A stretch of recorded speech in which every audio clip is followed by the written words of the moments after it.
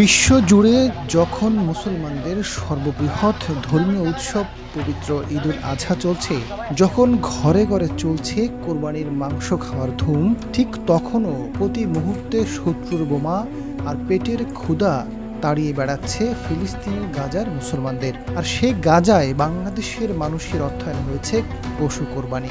ঘরে ঘরে পৌঁছেছে কোরবানির মাংস, যা পেয়ে উচ্ছ্বসিত নির্যাতিত এই মুসলমানেরা। Hafezi charitable society of Bangladesh সারা বছরই দেশ এবং দেশের বাইরে বিভিন্ন ধরনের সেবা কার্যক্রম পরিচালনা করে। তারই ধারাবাহিকতায় এই কোরবানিতে আমরা গত কয়েক কোরবানির মতো আমরা এবছরও বাংলাদেশের অসহায় মাজলুম এবং বাংলাদেশের নও-মুসলিম পিছিয়ে পড়া জনগোষ্ঠী, হিজড়া, প্রতিবন্ধী এবং দুস্থ অসহায় এতিমদের জন্য কোরবানির পশুর ব্যবস্থা করেছিলাম, যেগুলো আমাদের বিভিন্ন পয়েন্টে দেশের প্রত্যন্ত অঞ্চলে জবাই করে গোশত বিতরণ করা হয়েছে। এছাড়াও আমরা ফিলিস্তিনের গাজায় মাজলুমদের জন্য আমাদের সাধ্যমতো এবং সেখানে যতটুকু সম্ভব হয়েছে পাওয়া গিয়েছে আমরা তাদের জন্য গোশতের ব্যবস্থা করেছি।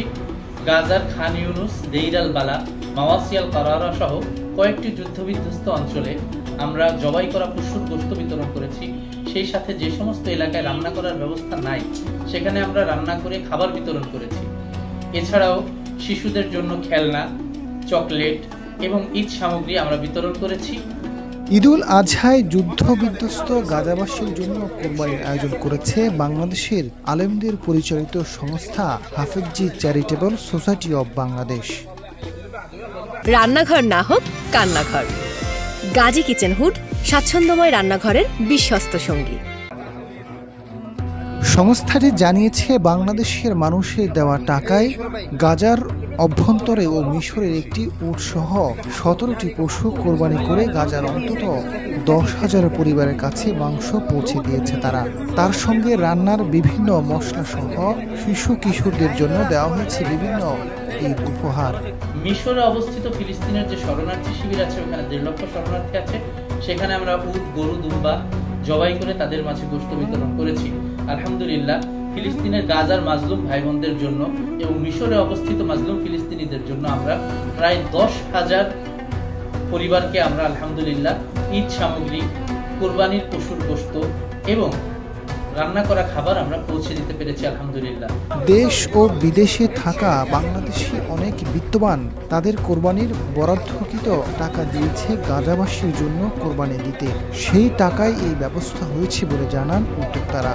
যুদ্ধ শুরু হওয়ার পর থেকে গাজার বিভিন্ন প্রত্যন্ত অঞ্চলে যুদ্ধ বিধ্বস্ত এলাকায় ধারাবাহিকভাবে আমরা কাজ করে যাচ্ছি।